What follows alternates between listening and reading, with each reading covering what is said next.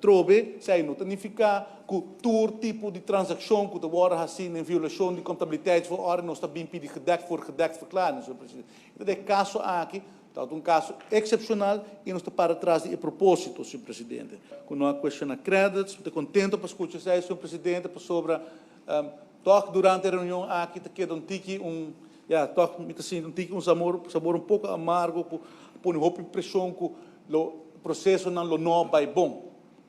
Então, mientras que quer, o governo escolhe partner sólido para trás, uma companhia séria, então, que parte de uma organização internacional séria. Então, está vervelhando para nós trazer de luz negativo, mientras que sei não me está caso. Pero está contente para escutar que está subrayar que não está questionando créditos como organização. Senhor Raison Santos de Nascimento está um pouco emocional, segundo me. E quero tomar na malo que me mencionar que é tal até dia que trata o landsverordening tijdelijke loonsubsidie e que a natura vota a favor, que tal está unaniem aangenomen.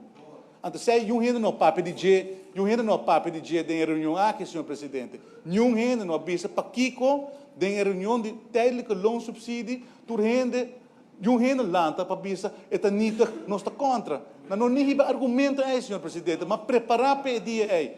Então, mas papo desfez com o senhor Santos de Nascimento disse, mas que era surprise com nenhum renda de oposição não mencionar a nitigheid de quase 500 milhões de florins que vão pagar.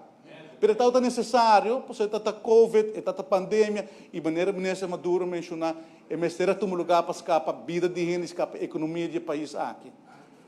Well, senhor presidente, esse é a Dunami, aparentemente apodo como uma pira político.